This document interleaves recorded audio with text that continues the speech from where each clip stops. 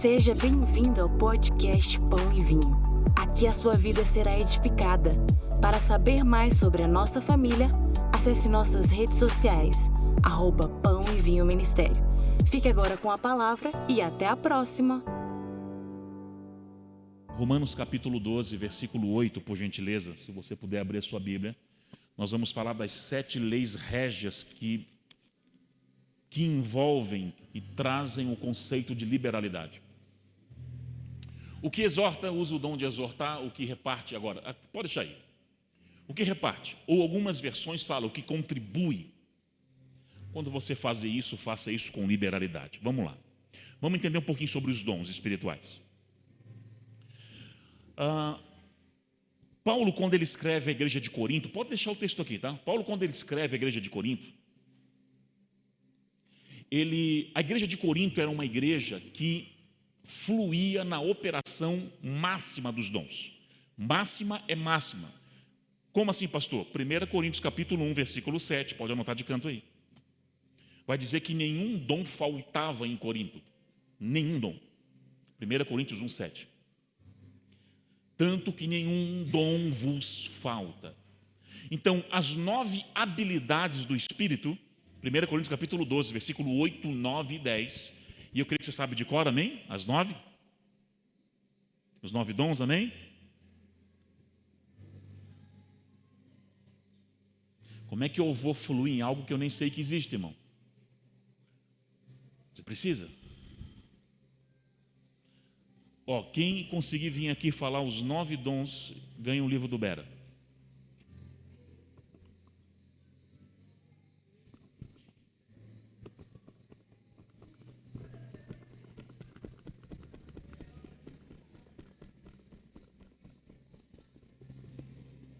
Dou-lhe uma, dou-lhe 2, tchau pra você, acabou. Você viu como a gente perde oportunidade por falta de conhecimento?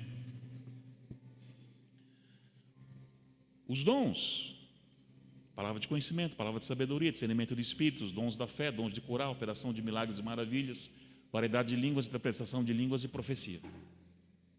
Como eu vou fluir em algo que eu desconheço? Então você precisa conhecer as operações. E Paulo falou, todas as 9 estavam presentes aos Coríntios. Qual era o problema? 1 Coríntios capítulo 12, versículo 1 vai dizer: irmãos, no tocante aos dons espirituais, não sejais ignorantes.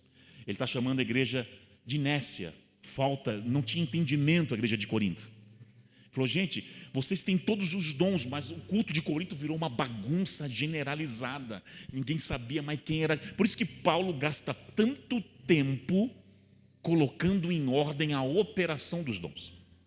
Em 1 Coríntios 12, ele também vai falar dos dons do Pai, dons dos Filhos e dons do Espírito Santo. Ele vai deixar bem claro no versículo 4, 5 e 6. Quais são os dons do Espírito Santo? Esses que eu acabei de falar agora, ok? As 9 habilidades do Espírito. Porque a Trindade funciona assim. No Pai está a paternidade, no Filho identidade e no Espírito a habilidade. Vou repetir. No Pai, paternidade, no Filho, identidade e no Espírito, a habilidade. As 9 habilidades do Espírito estão ali. Quais são os dons ligados ao Filho? Os dons ministeriais. Efésios capítulo 4, versículo 11. Lembra deles? E ele mesmo deu uns para apóstolos, profetas, pastores, evangelistas e mestres. Ok? Qual a diferença macro, basilar de um agrupamento para o outro? Os dons espirituais você busca. 1 Coríntios capítulo 14, versículo 1. Procurai com zelo. A palavra ali no grego é zelou, com muita força e intensidade, os dons espirituais. Dons espirituais você busca. Os ministeriais, ele é que dá. Você não acorda um dia de manhã, sou o profeta. Não, não existe isso. É ele que vai dar os profetas para uma geração, uma geografia, para um tempo. É ele que dá os apóstolos, os profetas. É ele que distribui os encargos. Os dons do Filho ligado ao ministério, os dons do Espírito ligado às habilidades. Essa você busca, corre atrás. E os dons do Pai? Eu gosto muito de uma colocação do Luciano Subirá, que ele é muito equilibrado na questão dos dons, e eu coaduno com a linha de pensamento dele. Ele fala assim de maneira muito simples: olha, o que não são os dons ligados ao Pai, e que não, os dons ligados ao Espírito e que não são ligados ao Filho, o restante das operações que aparecem nós colocamos ligadas ao Pai. Eu falei, é isso aí. Que operações são essas? Algumas delas estão nesse texto. Você localizou agora? Eu fiz essa rápida introdução para você se localizar. Exortar é um dom, não é apausentar a igreja. O dom de exortação é uma chamada equilibrada ao arrependimento, que é uma habilidade que Deus dá para poucos. E você sabe contribuir a um dom? Sim. Não, mas peraí, pastor. Todo mundo não foi chamado para dar? Claro que sim. Aliás, o Evangelho, qual que é o texto áureo da Bíblia? João 3,16. Deus amou e deu. O Evangelho fala sobre doação, ok? Tanto que Atos capítulo 20, versículo 35, eu estou citando muitos textos aqui, você vai anotando, né? É porque é Bíblia mesmo, irmãos. Atos capítulo 20, versículo 35 vai dizer, mais bem-aventurado é aquele que dá do que aquele que recebe. O Evangelho é doação. Só que tem pessoas que Deus vai chamar em finanças para trabalhar numa frequência alta. Nós, popularmente na igreja, não sei se em Brasília é aqui, nós chamamos esse grupo de pessoas de provedores do reino. É normal esse termo aqui? O que seria? Olha, você já fez essa oração um dia? Ah, Senhor, me levanta como um provedor do reino. Quem já fez essa oração aqui, um dia na vida?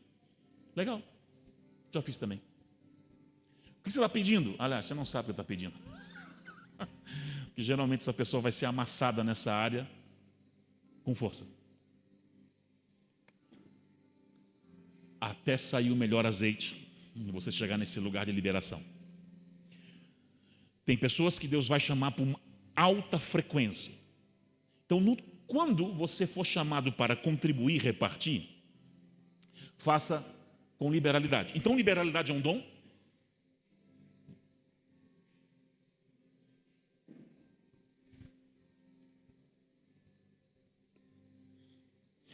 Eu estou perguntando porque não é pregação, amém? Nós estamos aqui interagindo.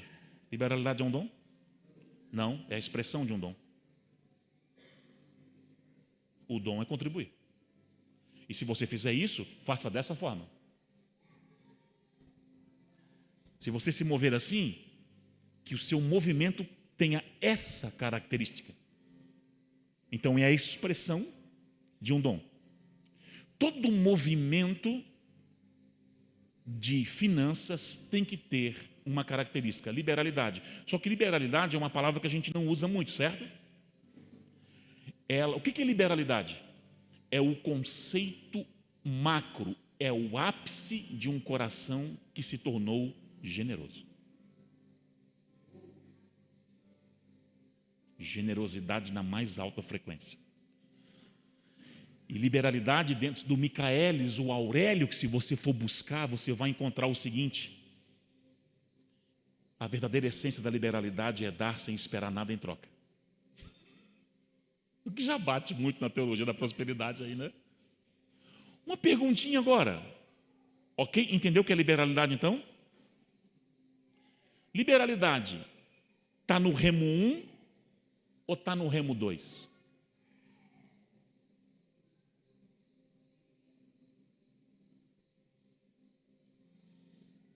Eu vou repetir para quem não estava ontem. Prosperidade é um barquinho com 2 remos. Remo número 1, princípios basilares que norteiam finanças que estão expressos nas Escrituras. Dízimo, oferta, voto, memorial, corbãs. No livro e no curso a gente explica 1 a 1. Remo 2, administração. Uma boa mordomia, uma boa gestão pessoal daquilo que Deus te deu. Liberalidade vai em qual lado? As perguntinhas bem capciosas. Bem boa hoje à noite. Em nenhum dos dois.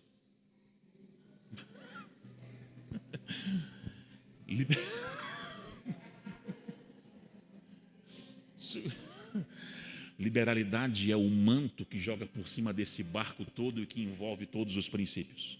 Generosidade é o elo régio de toda a movimentação de um homem de Deus no reino. é o óleo derramado pelo barco todo. Porque se você não dizimar com o coração generoso, você...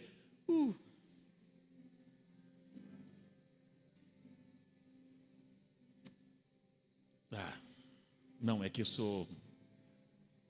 eu senti a falta deles ontem. Você vai ver que eu sou meio doido. Existe um agrupamento de anjos específicos que trabalham comigo quando tem minhas finanças.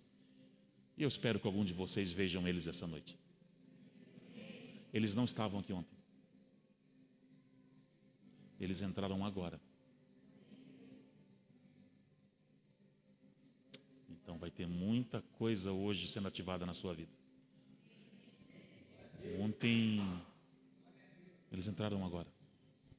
Eles têm um jeito específico, porque lembra que eu falei sobre cada ambiente que está sendo ministrado, cada tema, é uma unção e uma liberação específica, com anjos ministradores de forma específica.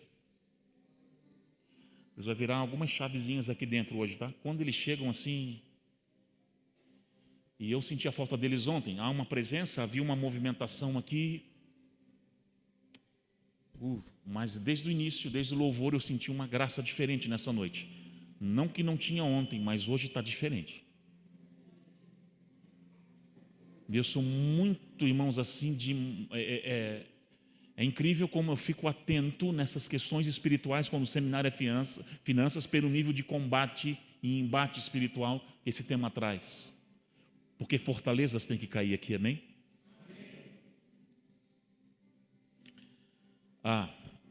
Quando eles chegam, e eles já estão aqui, é porque é noite de aliança. Quando um homem dedica suas finanças a Deus, não tem quando você consagra uma bebezinha ao Senhor? Você consagrou ele, Senhor, pertence a você. Quando você faz uma aliança de liberalidade com Deus, acabou. Ontem você foi levado a fazer uma oferta amanhã na vida do seu irmão, e esse é o contraponto dos mercenários, né? Que é: vinde a mim e traga tudo a mim. E nós falamos ontem: abençoe o amigo seu do seu lado aí, faça um movimento profético amanhã de abençoar alguém, encerrando essa conferência. Mas hoje algo vai pegar você de dentro para fora, e por isso que eu preciso, e agora eu entendi por que Deus me deu paz.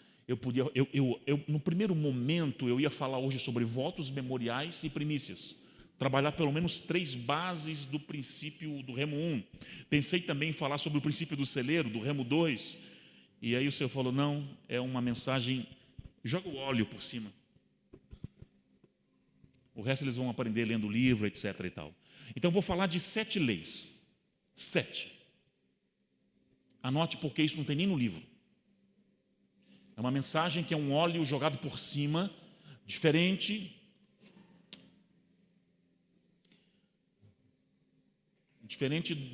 daquilo que já tem até no material aí. Então anote no seu celular, na Bíblia, qualquer lugar. 7 leis, e no final dessas 7 leis, quando eu terminar, nós vamos orar. E você vai ter a oportunidade de trazer a oferta? Não, de trazer o seu coração no altar. E você fazer talvez uma das maiores alianças com Deus depois da salvação. Você vai consagrar tudo o que Ele te deu a Ele de volta. Você tem que dar alguma coisa? Não. Ele quer o coração. O resto é você e Deus. Ele te orienta a movimentações. Vamos lá. Lei número 1. Nunca, jamais dê para o barganha. É a lei que impera o primeiro linha da liberalidade. O que é barganha, gente? Troca, permuta, pega lá da cá, ok? Vamos lá. Há 3, 4 décadas atrás no Brasil era presente aquilo que nós chamamos de teologia franciscana, ok? Ou teologia da miserabilidade. Quanto mais pobre, de maré de si, mais sinônimo de vida com Deus. Isso é bíblico? Claro que não. Nós vimos ontem aqui os conceitos de prosperidade no Antigo e no Novo Testamento. Deus quer que o seu povo prospere. Só que nós passamos 3, 4 décadas para frente e adentramos no movimento da prosperidade, amém? Ou teologia, ou movimento triunfalista, ou teologia determinista, não é a mesma coisa. Aonde a coisa piorou, engrossou para o nosso lado no Brasil. E aí o que aconteceu? Um dos principais erros na comunicação de finanças com Deus, ou Deus em finanças, é ensinar essas pessoas a barganhar com Deus, como se Ele estivesse atrás de um balcão, dando tudo que você quisesse a qualquer momento, a qualquer hora. Então aqueles votos do dê tanto e receberás tanto, essa coisa da troca o tempo todo, já quebrou a primeira lei régia da liberalidade, porque o conceito de liberalidade, até do Michaelis, do Aurélio, é dar sem esperar nada em troca. O conceito de generosidade é: eu sou tão abençoado que eu preciso abençoar. Ponto. A gente não é bobo, sabe que Deus vai nos dar em troca, mas toda barganha, e a gente trabalhou isso ontem no tópico Destronando o Mamon, ela vai apontar um pecado sutil nas entrelinhas, de trás da cortina do coração. Eu falei ontem, lembram? Avareza, que tem nome e sobrenome. Vamos lá, review rápido. Qual é o texto que eu falei de avareza ontem? Quem lembra? Quem anotou? Tem vários, mas eu citei um. Efésios capítulo 5, versículo 5. Que nenhum fornicador, nenhum impuro, nenhum imoral e nenhum avarento, vírgula, na qual é idólatra, terá herança no reino de Deus. Avareza é idolatria, porque dinheiro na minha vida e na sua é uma questão de senhorio. Jesus fala em Mateus 6,24, não podereis servir a 2 senhores, ou você ama um e odeia o outro, ou vice-versa. Ok? Então, todo homem ou mulher que opera em barganha é avarento, porque o destino final não é um coração generoso que dá, é alguém interessado somente num resultado. Eu dou porque eu sei que eu vou receber algo. É claro que nós entendemos de plantio e colheita, mas Deus é um Deus que sonda as motivações.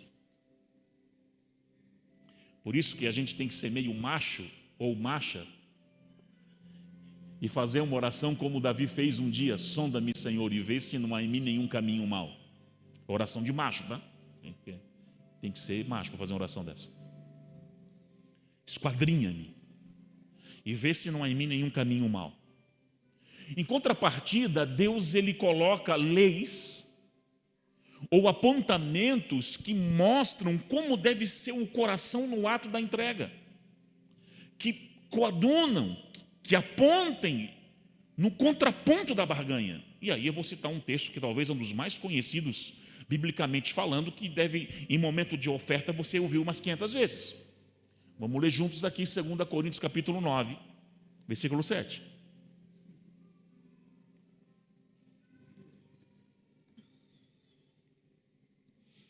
Segunda Coríntios capítulo 9, versículo 7.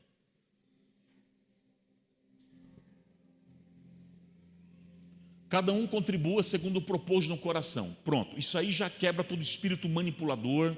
É aquilo que o Espírito Santo vai gerando, amém? Como nós estamos vivenciando nesses dias aqui.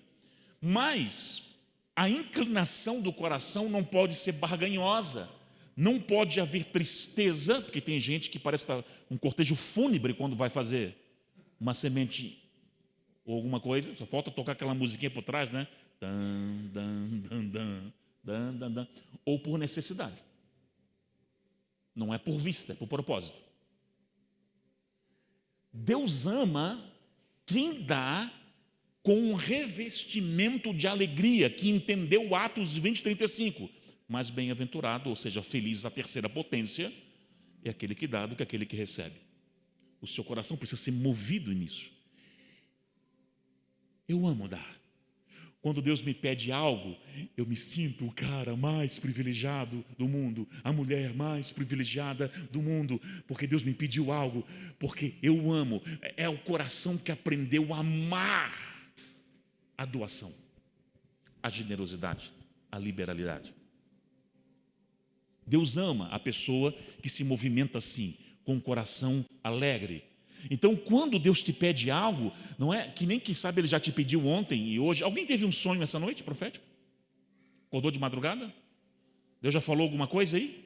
Quem já falou alguma coisa aí? Levanta a mão. De ontem para hoje, sobre dar alguma coisa a alguém, quem já falou aí? Ok? Alguns. E quem não falou ainda? Fica tranquilo, às vezes é aos 45 do segundo tempo. E algumas coisas a gente vai pegar hoje aqui, tá? Porque com certeza você entrou em algumas crises de ontem para hoje. Que o Espírito nos ajude a responder, a respondê-las, amém? Então, a primeira coisa, as leis que regem a liberalidade, não é por barganha. Sinta-se um privilegiado em poder abençoar alguém, entendido? Isso é o contraponto, a facada aí já no coração da teologia da prosperidade. Lei número 2, proporcionalidade. Proporcionalidade. Aí nós vamos pegar um versículo anterior, que esse aqui, ó, o versículo 7, ele fala sobre a lei da motivação. É uma lei régia, tá? Eu esqueci de falar. 2 Coríntios capítulo 9, versículo 7, a lei é a lei da motivação. Essa lei desse texto é lei da proporcionalidade. Gente, isso aqui é muito interessante. O que semeia pouco, pouco ceifa. O que semeia abundância, abundância vai colher. Parece a coisa mais óbvia do mundo, mas para alguns eu não sei. Eu acho que vão em Nárnia, entram numa utopia. Como eu conheço gente ofertando 3 bagos de milho, chegando diante de Deus e exigindo um quarteirão de colheita. Ou fumou um negócio muito forte, está muito doidão, porque chega a ser assim, louco. Tudo na vida é uma questão de proporção, a própria Bíblia faz. O que bate, abre. O que busca, encontra. Tornai a mim, diz o Senhor, e eu tornarei a vós. Tudo na vida é uma questão de proporção. Experimente assentar o passo na oração e o que vai acontecer com você nas próximas semanas. Sensibilidade ao Espírito Santo, experiências, revelação, direção. Que se aumentou a oração, aumente o jejum. Mortificação da carne, bababá, bababá. Não é assim? Você acha que em finanças é diferente? Teve alguém aqui que já plantou algo? Plantou terra na terra, plantar. Já plantou?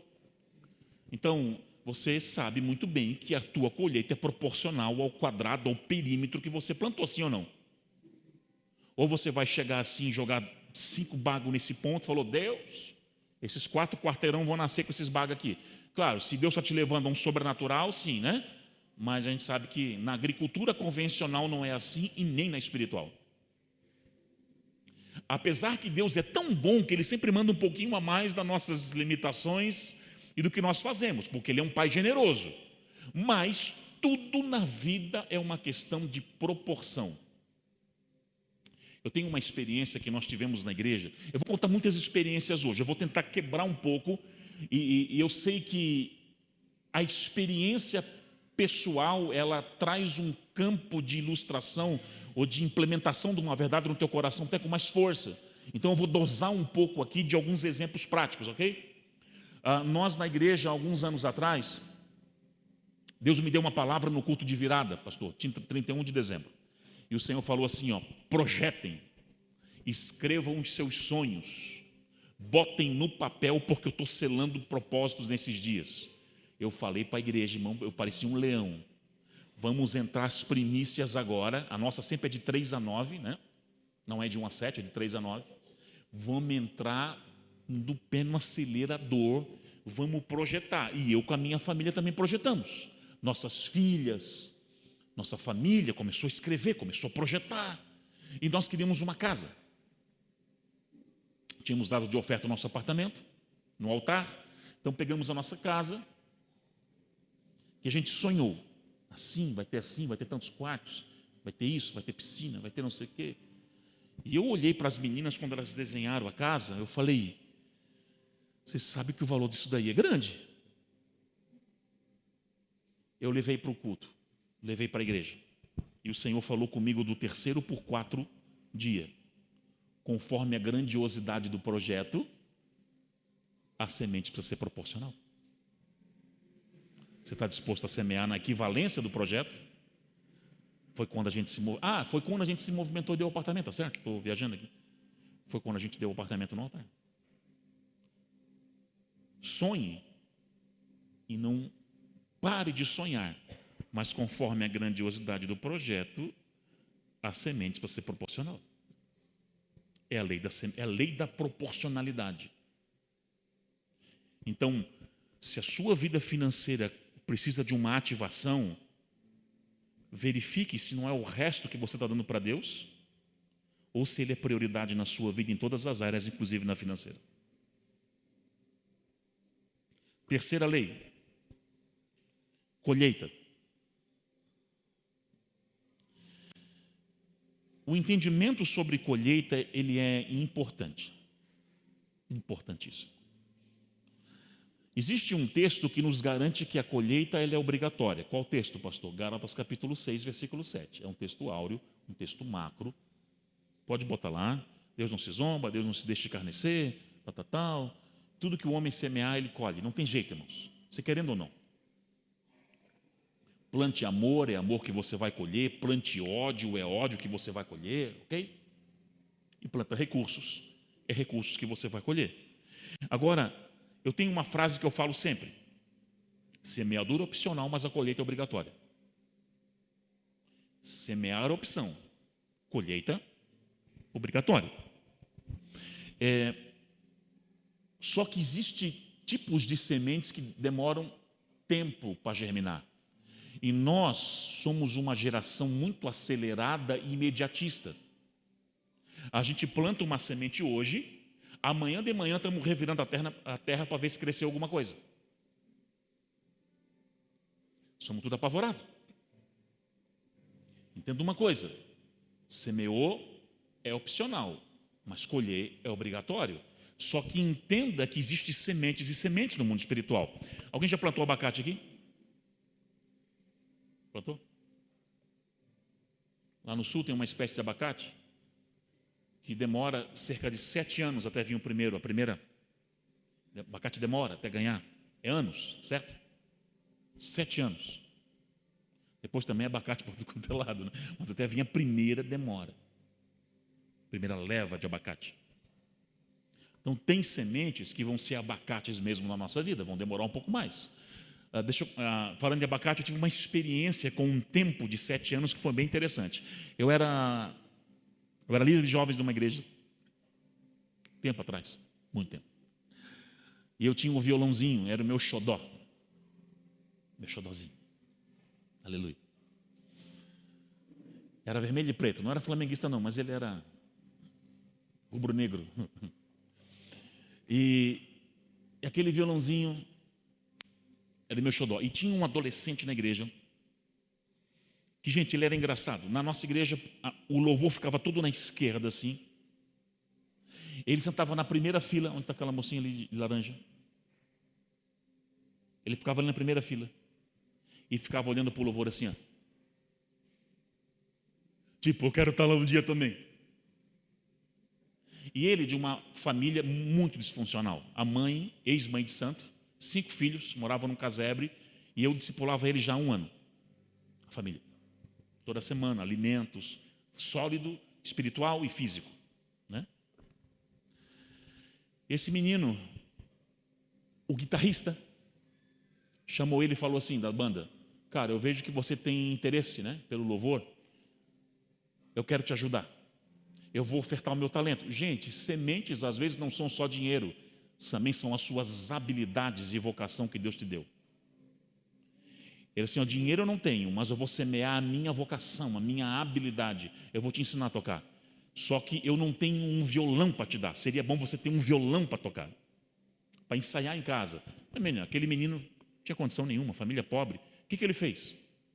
Ele foi fazer uma campanha de 7 semanas na igreja de oração, do jeitinho dele, sem falar para ninguém, nem para mim, discipulador, nem para a mãe, nem para pastor, nem para ninguém. 7 semanas para Jesus dar um violão para ele. Era na 4ª semana quando Deus pediu o meu violão, sem saber de nada. A gente fica meio assim, né? Será que é Deus? Eu não sei se para as outras coisas a gente é tão rápido, e quando é para se tratar de dinheiro a gente quer fazer 10 mil propósitos. Não é Deus, é a alma, é o diabo, é não sei o quê, interferência. Não estou ouvindo direito. A gente é duro demais nessa área. Mas só lá em Brusque, lá, aquelas regiões aqui, acho que não tem. Aí, o que aconteceu? Eu falei, amém, Senhor, vou dar. Domingo de manhã, numa escola dominical, daqueles estudos que tinham para os adolescentes de manhã, eu era professor deles. Eu chamei ele no estacionamento da igreja. Eu abri o porta-mala e falei, filho, Deus mandou te dar isso aqui. Eu não consigo dizer com palavras a reação dele.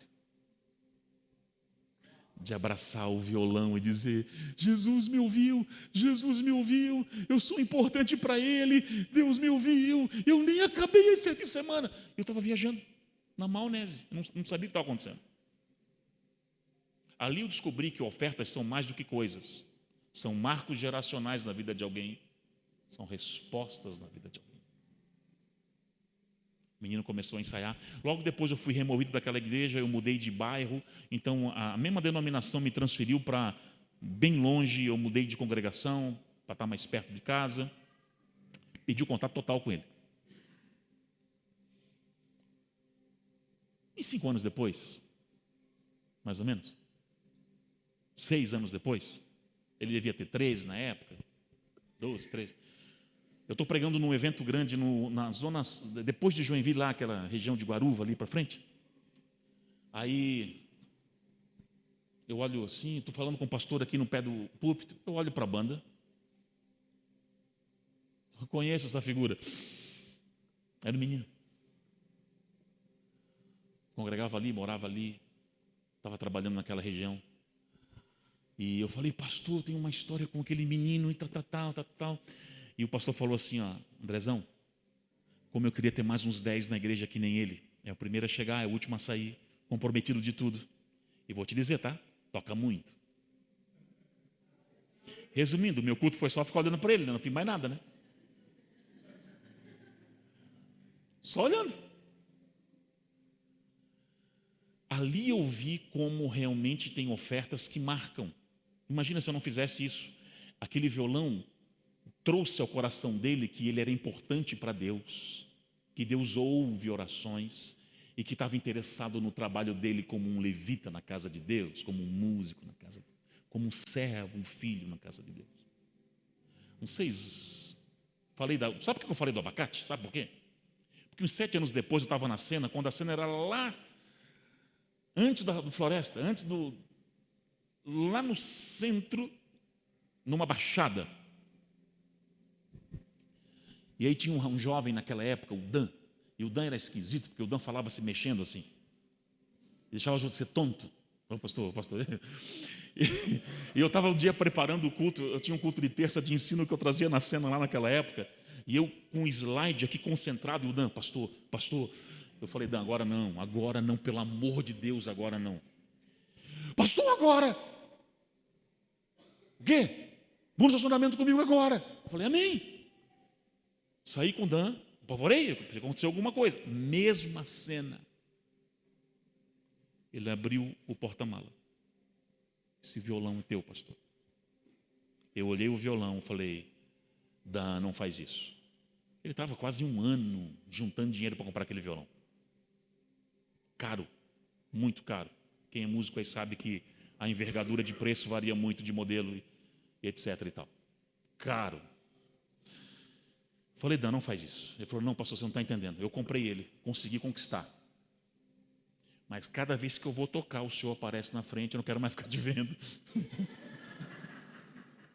Não aguento mais. É seu. Aquela oferta mudou a história profissional daquele menino. E tem ofertas que mudam a nossa história. Lembra da bala de goma ontem?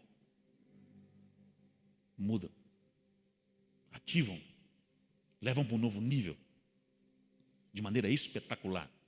Eu peguei aquele violão, mas o meu chamado não era... Eu comecei em 98 no Ministério de Louvor, mas graças a Deus o pessoal agradeceu que eu saí depois.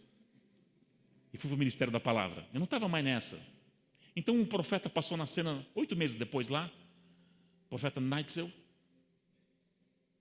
E aí o Senhor falou, bota nos pés daquele profeta o violão. Eu fui, trouxe o violão e botei nos pés dele. Falei, esse aqui é para o seu ministério, profeta. E o Senhor falou comigo na hora, agora as tuas filhas vão colher, porque algumas serão levitas na minha casa, e você já sedimentou uma estrutura de colheita para a próxima geração. Porque ainda que você não colha, a tua geração, as próximas, tem sementes que você prepara geracionalmente. Até porque papai e mamãe, os gigantes que você derrubar, os teus filhos não vão precisar lutar contra eles. Ok, a minha filha Sara começou a tocar teclado. E ela falou, papai, eu queria um teclado para aprender a tocar melhor. Quando eu fui me movimentar para comprar um, o senhor falou, para. Semente? Tu tem semente para as tuas filhas, elas não vão precisar comprar um instrumento na vida. Eu parei. Uma semana depois, bate uma adolescente lá em casa. Com um case de teclado nas costas. O pai do lado. Ela, o que foi? Ela assim, o senhor me deu um sonho com a sua filha, pastor, a Sara. Eu ganhei esse teclado novo do meu pai. Eu preciso dar para ela. Eu olhei para o pai assim. Entendi que estava na liberação, na bênção, porque senão, né? Sem condição. O pai. Então vai lá, faça a oferta. Você pode já provocar colheitas para os seus filhos. Inclusive se eles nem existirem ainda. Não tem problema. Não sou nem casado. Já provoca uma colheita para a tua geração. Tem coisas que você colhe rápido. Tem coisas que vão demorar. O importante é você ir provocando. Não sei se dá tempo aqui. Eu quero falar sobre colisão de colheita. Não ia falar sobre isso. Está dentro. Vou pegar os 2 filhão aqui. Eu vou pegar os 3 aqui, ó, os que eu conheço, os filhos da casa aqui, ó, o Cris, o Ivan e o Renan, né? Vem cá.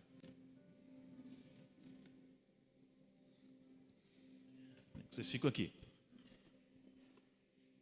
Isso, fica aqui virado para lá.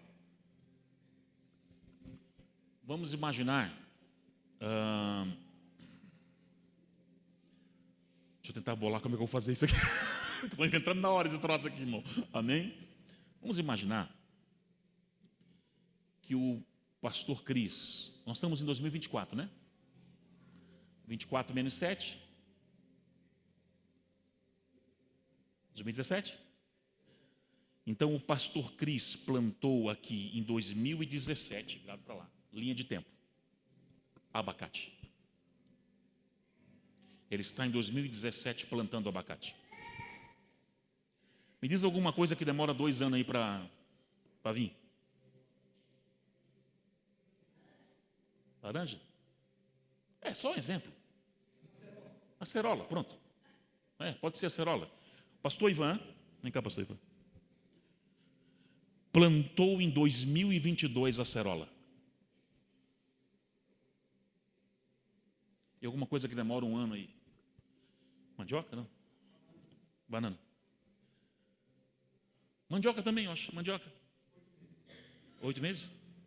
Ela falou laranja, vou usar o exemplo de vocês aí também. Bom, só para não fazer, vamos ficar tristes lá no canto lá. Laranja. O Renan plantou laranja. em 2023. Abacate em 2017. O que você plantou mesmo? Acerola, que demora 2 anos, 2022. Laranja, 2023. Eu estou em 2024. Pode vir. Os 3 vão se encontrar nesse ano. Eu chamo de colisão de colheita. Isso você pode provocar na sua vida. Se plantar o tempo todo e todo tipo de semente, você provoca colisões. Eu aprendi isso e eu planto acerola, eu planto laranja, eu planto tudo que me vem em minha mão, eu planto, provocando colisões. O que é uma colisão? É um tempo que um start de colheita, que irmão, que tem que chamar um outro barco para vir junto, ajudar. Obrigado aí, meus irmãos. Então,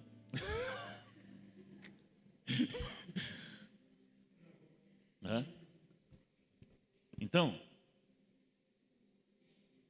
qual é o segredo? Plantar sempre, o todo tempo, em todo tempo. Eu assumi um estilo de vida lá na minha casa. Os 365 dias do ano, eu oferto todos os dias. Se eu estou no culto, oferta no culto. Um livro. Coisa grande, coisa pequena, não importa. Eu decidi ofertar os 365 dias do ano como uma cultura de liberalidade. Pago um lanche para alguém, não importa.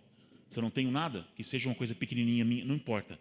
Eu decidi ofertar os 365 dias do ano porque eu estou provocando novas colisões.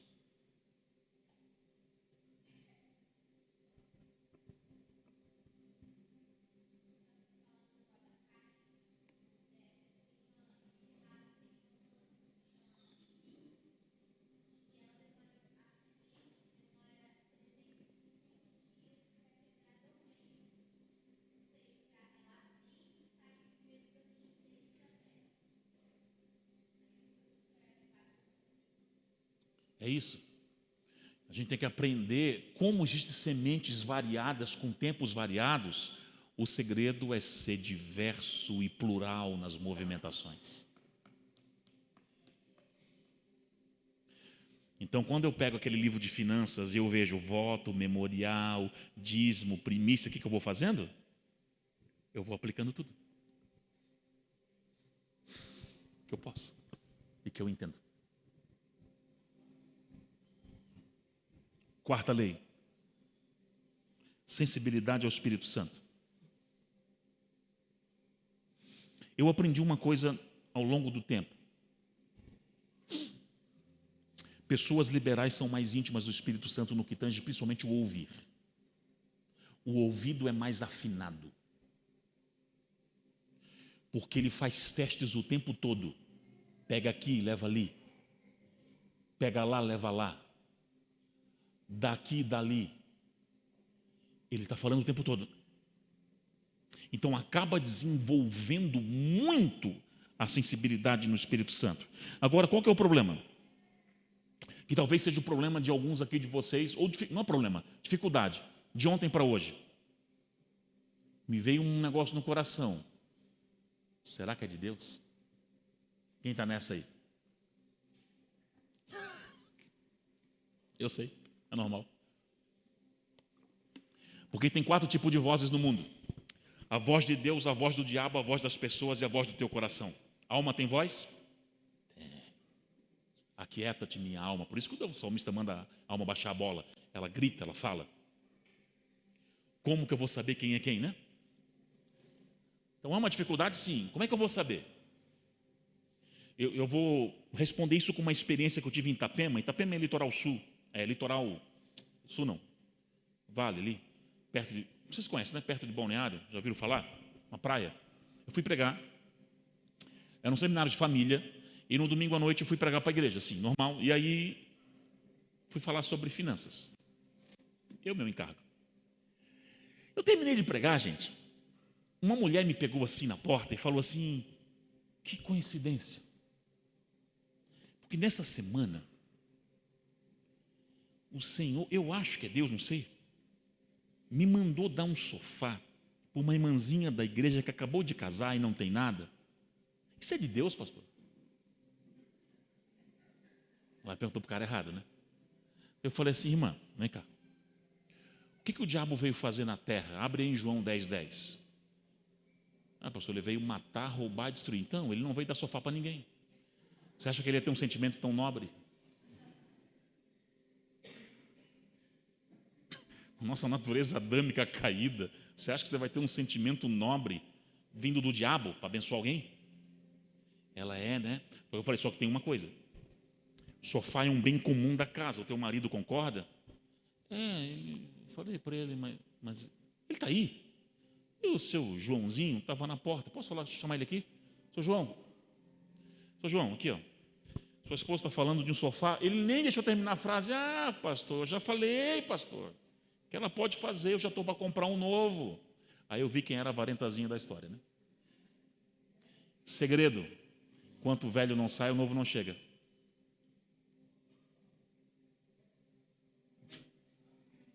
Amém? Então se amarra tanto com o velho que o novo não chega.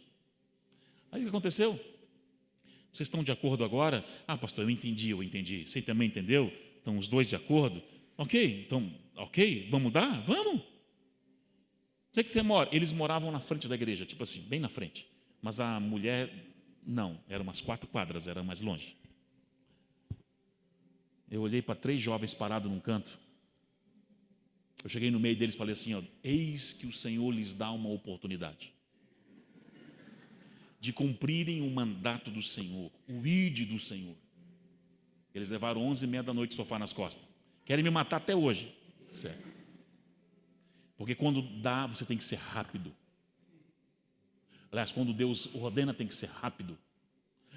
A sensibilidade e a parceria, eu chamo de, na verdade esse tópico seria parceria com o Espírito Santo. Corresponder ao Espírito Santo, mais do que sensibilidade. Infelizmente nós somos procrastinadores demais. A gente demora, gente. Deus fala, a gente fica, será? Meu Deus, só se chover hoje, 7h45 da manhã. Se um sapo cruzar e falar e bater no muro e olhar para mim, eu vou ser uma doideira, porque é a avareza pura. O segredo, o fluxo de finanças é muito parecido com o fluxo dos dons. Deus vai te dar uma pequena experiência, os dons espirituais. Vai lá e abraça aquele irmão e fala tal palavra. Você vai e obedece, experiências vão se avolumando no nível maior. Você segura, o Espírito também segura. Financeiras é a mesma coisa. Ele vai lá dar uma caneta para o irmão. Você segura, você não faz, ele segura. Até que você começa a obedecer com rapidez. Eu e a minha esposa, nós tivemos um acordo em casa. Que não se põe o sol sem obedecer uma ordem de semeadura. Só aconteceu uma vez em 20 anos quase de casado, juntos, eu e ela. Que eu demorei 48 horas para fazer a oferta. Foi meu fusquinha. 3 anos reformando o bicho. Quando eu botei o último pedaço de couro no camarada, eu falei, agora. O senhor falou, agora ficou bom, né, filho? Então manda para uma igreja no Rio Grande do Sul. Está de brincadeira. Aquilo, eu fiquei 48 horas assim, eu nunca tinha ficado. As minhas filhas, dá esse troço, pai. Vocês não estão entendendo, é emocional. Não dá, eu não sabia explicar. Depois de 2 dias, eu levantei um altar de arrependimento. Falei, perdão, Senhor. Eu não sou assim, eu não sou isso. Não estou apegado à lata, pelo amor de Deus. Já dei quantos carros de oferta? Dei rápido, na mesma manhã, na mesma reunião. Aí dei. Mas a velocidade na obediência determina o fluxo da colheita. Guarde isso. Pode falar.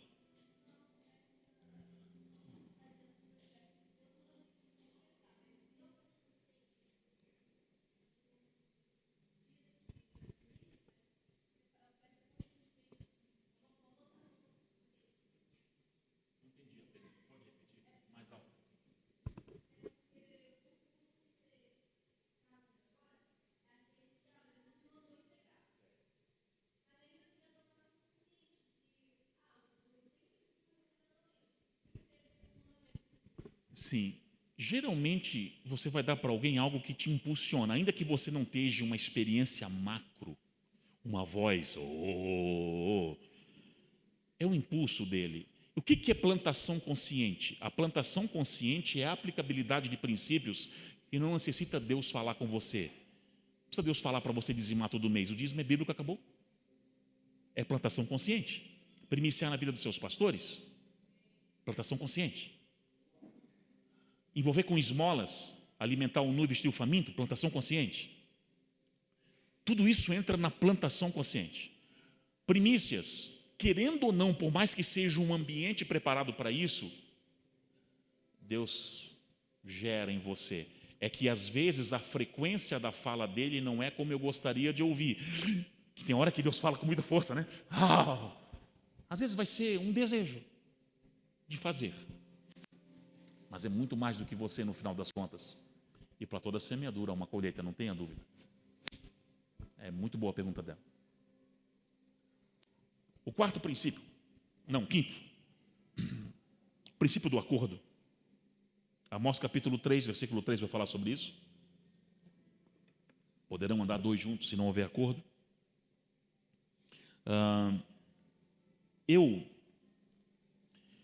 O que é esse princípio? Você precisa diferenciar a oferta macro do micro. Macro envolve o bem comum de um lar. Micro, individualidade do ter. Seu cinto, seu tênis. Ok?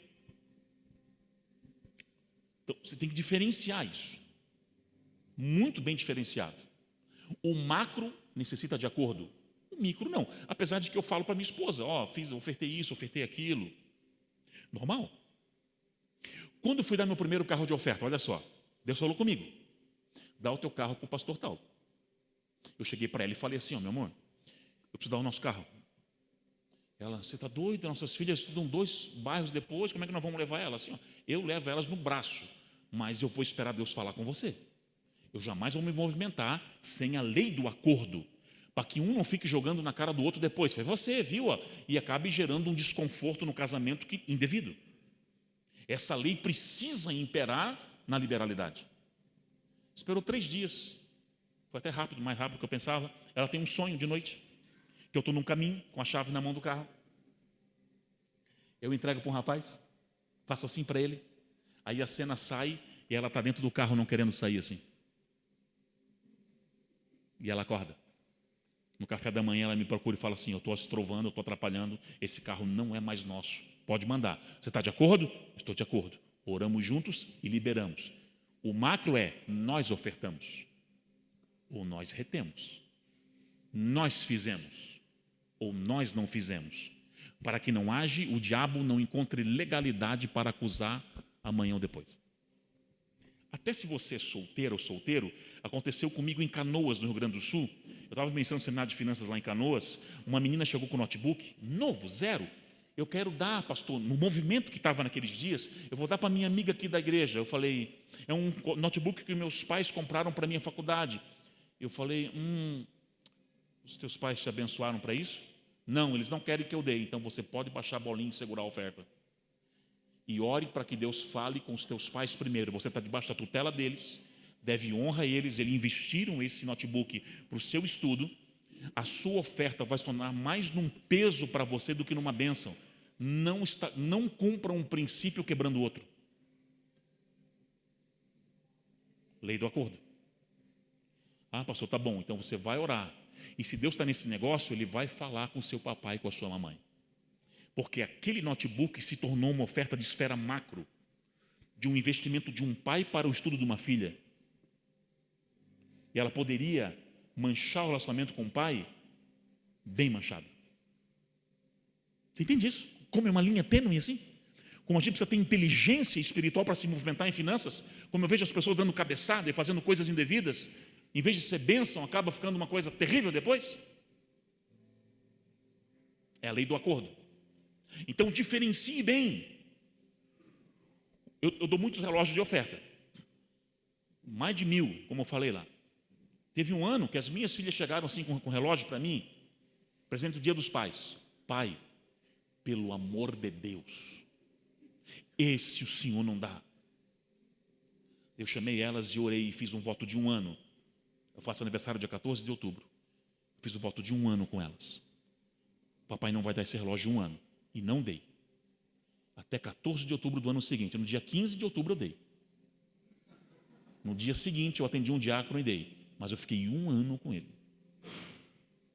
Porque eu fiz um acordo com as minhas filhas. É a lei do acordo que impera em alguns momentos.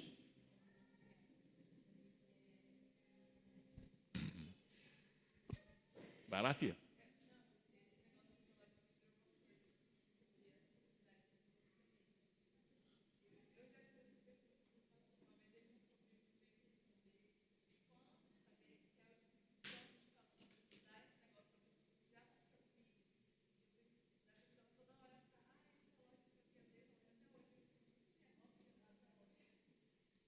Quando você saber que é para dar, é isso?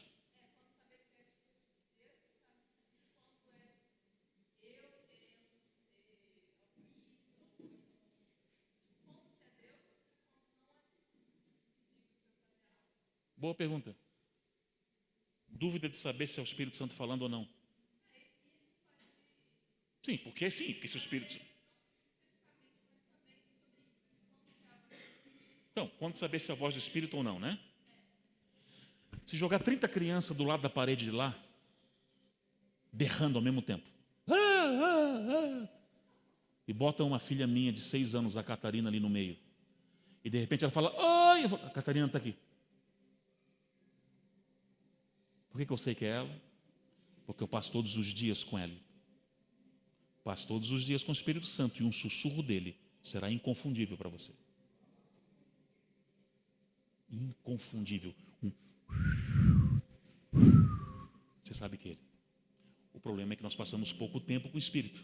As dúvidas maiores é porque nós acabamos, nós como um todo, sendo raso no relacionamento. Quem é profundo, ele faz um. Ele falou. E ainda que seja altruísmo, porque também é uma coisa que ela falou interessante, tem uns caras que balançam o coqueiro, né? É bonitinho esse relógio, né? Eu falei, é bonitinho. Eu não dou se Deus não manda falar. Se eu mandar, não dou. Pode achar bonito, pode achar o que quiser. Amém, glória a Deus. Porque tem uns que... Já viu aqueles caras que botam a mão assim? Fala com ele, Jesus. Uns macumbeiro gospel. Os macumbeiro gospel, cara. Fala com ele, cara. Não vai. É muito boa a pergunta dela. Sexto.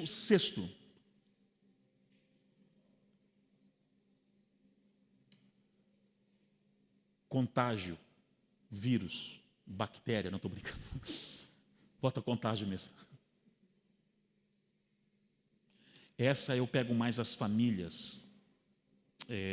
Mais as famílias. Casamento. Quem casado aqui levanta a mão rapidinho. Tá. Bastante gente. Então escute bem que eu vou falar com calma. Todo casamento geralmente tem um que é mais liberal e um que é mais...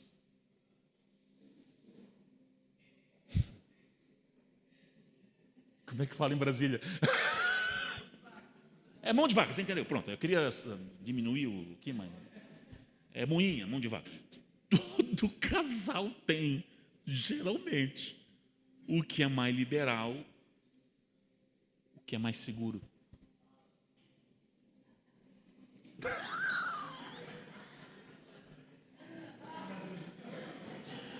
Não vai dar certo esse ponto aqui. Não vai dar certo, mas tudo bem, vamos lá, vamos tentar. Por um lado, isso é bom, traz equilíbrio, desde que não impeça o fluxo das liberações de Deus dentro de um lar, onde a avareza, o medo, a insegurança são fatores impeditivos. Vou usar o meu exemplo. Lá em casa, eu sempre fui o cara liberal. Eu ia para o retiro, ficava short, ficava tênis, cinto, relógio. A minha esposa falou assim, você está louco? Para nada na tua mão, não sei o quê. E a Carol sempre foi mais segura. Ama Jesus, sempre ofertou. Só que existe um contágio na liberalidade. Irmãos, se o outro lado, o cônjuge, começa a ver milagres, Ela viu respostas de Deus. Eu falo assim, ó, eu preciso levar R$36,87 numa casa. E a senhorinha apresentar uma conta de água nesse valor. Milagres, testemunhos lindos. Aquilo vai contagiando. É o efeito do contágio na liberalidade. Até o dia que ocorre um batismo. Por favor, batismo aqui é uma metáfora, não é heresia não, tá? É uma imersão em Deus, um batismo em Deus. Hã? Um marco, pronto, um marco. E aconteceu com a Carol. Hoje ela é mais doida do que eu. Deixa eu falar como é que foi o batismo dela. Isso é interessante. Eu ia pregar sexta, sábado, domingo em Palhoça, Aí quinta-feira eu soltei ela no centro de Joinville. Ela foi escolher um sapato, demorou o dia inteiro, só peguei ela no final do dia. Não sei se é normal isso. Tá bem, normal aqui. Aí no final do dia eu cheguei assim, aí escolheu um sapato, ela, não. Gente, os homens não vão entender o que eu vou falar agora, só as mulheres provavelmente. Ela falou, não é um sapato, é o sapato. Vocês entendem? Nós ficamos boendo, eu fico na maionese assim para mim. Não é. Então eu falei, deixa eu ver o sapato. Daí eu vi. Não entendo muito, mas nem. Quanto? Quando ela falou, ai. Não, parcelei em 5 vezes. A Carol é muito controlada, não é uma mulher consumista, é bem de boa. Ela tem um saláriozinho dela, não, isso aqui cabe no meu orçamento. Eu até incentivei que ela comprasse algo para ela mesma, é bacana. Ela, ok, tá bom, beleza. Sexta-feira, inaugurando no evento, em Palhoça. Eu estou pregando aqui, gente, e eu estou vendo ela em pé, perto dos materiais, se coçando assim, ó. Eu conheço essa coceira. Eu passei o microfone para o pastor, eu fui de propósito, saindo de fininho assim, lá no fundo, e falei na orelha dela assim, para quem é o sapato? Só me diz para quem. Dela assim. Apontou para back vocal. Falei, demorou. Vai. Foi. Ela foi. Quando a mulher viu, o pé, o mesmo tamanho. Quando a mulher viu, mulher entende, né? O sapato. Não é qualquer uma que dá isso para qualquer outra, qualquer uma de qualquer uma. Assim, um negócio aqui, a guria grudou, que nem um carrapato nas costas da Carol, assim, grudou. Ela ficou sexta, sábado, domingo e segunda até o meio-dia só ministrando essa menina que estava às vias de fato de separação, divórcio. Carol ministrou essa menina, porque o sapato foi uma desculpa para Carol acessar o coração dela. Não era um sapato, era um portal. Resumindo, na segunda-feira o negócio estava restaurado. 2 meses depois, ela mostra uma foto no Facebook, a família fazendo piquenique com os 2 filhos no jardim da cidade deles lá, bem felizes. Ela pagou 5 meses de sapato sem ter, né? Mas cumpriu o propósito que vale, está tudo certo, amém? Mas cumpriu o propósito. Cumpriu. Então tem coisas que Deus vai mandar você dar, que não é só uma coisa. Pode mudar uma história, pode abrir um portal de acesso ao coração de alguém. O Senhor está me falando agora que Ele pediu algumas coisas para pessoas agora. É que assim, eu sou meio doido com esses anjos, tá? Ele acabou, não é o seu coração, é Ele falando com você. Eu não sei que área, para que Ele te pediu, se foi uma lapiseira. Mas ele falou, se foi um vento assim, ó, às vezes passa, vem na sua mente uma imagem, uma pessoa para você. Foi ele, tá? Não é o teu coração, não. Não vou nem pedir para você levantar a mão, não quero te constranger. Foi ele. Passou agora, um vento. Esses ventos, quando passa, ele traz um peso no coração, uma direção, bom, e sai. É para você aprender a discernir quando ele fala de maneira pontual. Daí a Carol ficou tão doidona, o contágio foi tão grande, que hoje quem segura ela às vezes sou eu.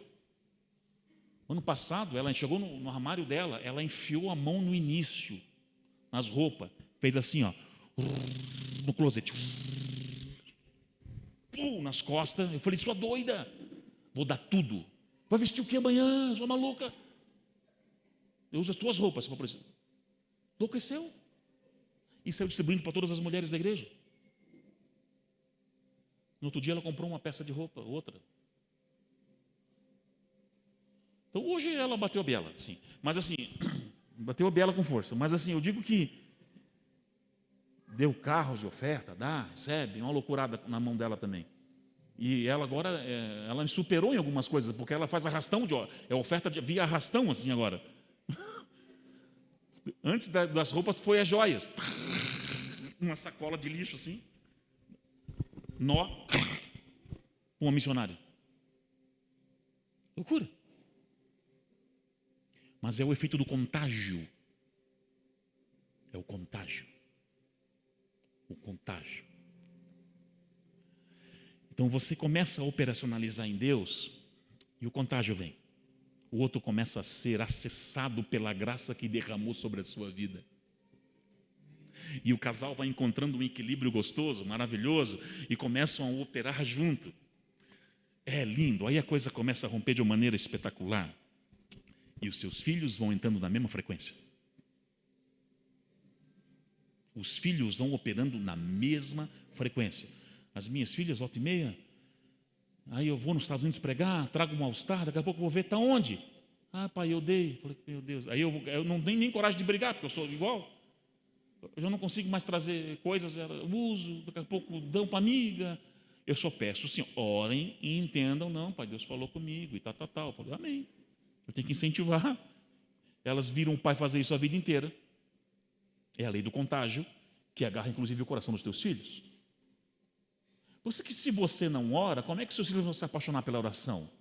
Se os teus filhos nunca vê você lendo a Bíblia, como é que eles vão se apaixonar pela leitura da Bíblia? Se eles nunca vê você ofertando, como eles vão amar a generosidade? Então tem ofertas que eu levo elas juntos de propósito. Eu falei assim, filha, chamei minha filha de 15 anos agora, falei, o pai vai fazer uma semente numa menininha da igreja que quer ir para missões. Vai com o pai? Vai, pai, vai. Separei R$1.000. Quando ela viu o valor assim, um valor grande, né, irmãos? Querendo ou não, é grande. Para mim é um valor expressivo. Ela começou a chorar do meu lado. As lágrimas caindo assim. Não falou nada, mas falou tudo. Não falou nada, mas falou tudo. Eu ensinando o que é generosidade na prática. Ela está me vendo ofertar, vendo eu me movimentar. E o último movimento aqui para a gente orar é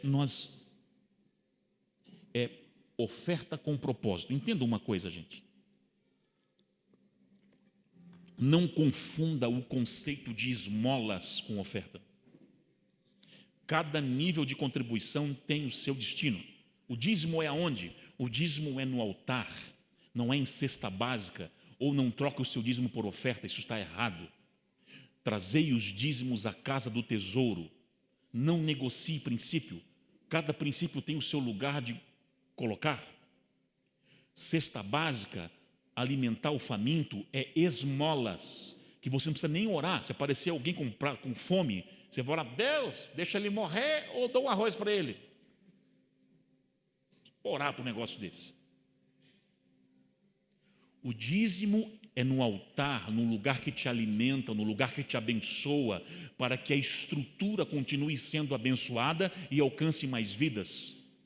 Não negocie o teu dízimo por oferta. Aliás, isso geralmente esconde uma avareza, porque era para você estar fazendo as duas coisas e você quer trocar as duas numa só. Na verdade, era para você dizimar e ofertar. Isso aqui dá um jeitinho para fazer uma coisa só. É um mamãozinho ali, um mamãozinho. Não é mamão comida, não. É fruta, um mamãozinho ali. Você não percebeu? Cada coisa no seu lugar. Esmolas, ok. Missão, ok. Votos. Tem um capítulo só sobre votos que é bem interessante. Agora, oferta precisa ser por propósito. Então existe uma lei, uma regra. Não oferte por pena e nem por afinidade. É por propósito. Eu não oferto por pena. Cara, ele está quebrando a empresa, eu preciso ofertar. Não. você pode atrapalhar o tratamento de Deus na vida daquele camarada, muitas vezes, se você se meter onde não é para se meter. Deus está tratando a pessoa, está tratando o caráter, e você quer dar uma de bonzão e entrar no assunto. Não entra, só se Deus te autorizar. E não é porque você é amiguinho, é porque eu sou amiguinho. Não, é por propósito.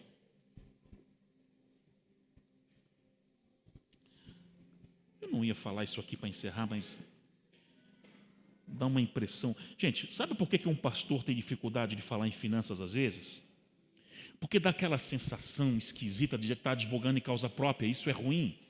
Mas quando as pessoas veem que não é um mercenário, mas alguém contribuindo com um entendimento, aí ok. Amém? Eu vou encerrar, eu não ia falar sobre isso. Você sabe que existem solos que são mais férteis do que outros, sim ou não? A agricultura nos mostra isso. Isso não está na Bíblia. Veja só. Eu separo muito bem o que é Bíblia. Eu trouxe um monte de texto bíblico para você ontem e hoje, do que é um conselho de um amigo. Isso aqui é um conselho, ok? Conselho. Por causa de anos ministrando e décadas nessa área, e vendo muita coisa, observando muita coisa, praticando princípios todos os dias, eu comecei a observar que tem solos que são mais férteis do que o outro. Ah, pastor, você acha que achou a pólvora? É óbvio que quem plantou sabe disso. Tem terrenos que são mais áridos, tem terrenos que são mais férteis, né? Ok? Sim, mas eu transliterei isso, eu traduzi isso, eu transportei isso para o mundo espiritual. E eu consegui mapear pelo menos 4 tipos de solos que eu considero que são os mais férteis. Gente, não é doutrina, nada disso. Agora é um conselho de amigo, amém? Abre aspas aqui. Abre aspas, conselho de amigo, pode jogar fora ali na saída. Eu acabei descobrindo que existem solos que são mais férteis. Vou falar. Número 1, seus pastores. Os que pagam o preço por você. Eu sempre fui, porque a oferta não é para quem precisa, é para quem merece, é para o propósito. Sempre fui primiciante nos meus pastores, sempre fiz votos, ofertas. Se eu vou nos Estados Unidos, agora mesmo, o nosso paizão, o apóstolo Casas, coleciona Hot Wheels. Tem 3.000 e poucos Hot Wheels, né? 3.000 e pouco. Cara, eu fui em São Paulo, eu achei 2 relíquias de Hot Wheels. Coisa de colecionador severo, que é raríssimo achar. Eu enchei o saco do cara até ele me dar aqueles 2. Consegui, ofereci dinheiro, que é muito difícil, é 1 em 1 milhão, que tem daqueles alguns modelos muito raros. Consegui levar, consegui pegar para trazer para ele. Ou seja, se eu compro uma coisa, eu estou pensando, sempre fui de abençoar os meus pastores, saber como é que está as contas, como é que está, e não só em necessidades, mas em honra também. É um dos solos mais férteis que existe. Segundo, seus pais. Honra o teu pai e tua mãe para que se prolongue os teus dias sobre a face da terra e que lhe tudo vai bem. Estou falando de paternidade espiritual e estou falando de paternidade biológica também. Talvez eu entre nesse assunto amanhã, estou orando a Deus para saber se eu falo sobre Tomahawk amanhã e a bomba atômica ou não. Que é o fator ignitivo de finanças, né? A hecatombe financeira. Terceiro, homens de Deus que passarem pela sua vida e te ativarem em alguma área. Homens ou mulheres, não é só homens, é mulheres também, que derramarem sobre você algo. Quarto, seus filhos. A gente oferta na vida de todo mundo e esquece de investir nos nossos filhos. Isso eu errava muito no início, passei a mudar agora. Agora não, faz um tempo já. Espera aí, pô. Eu mando oferta para a África, para o Nepal, para não sei aonde, para a Conchichina do Norte. Deixa eu ser intencional com os meus filhos também, ofertar no futuro deles, naquilo que eles precisam. E eu queria que você ficasse de pé comigo agora.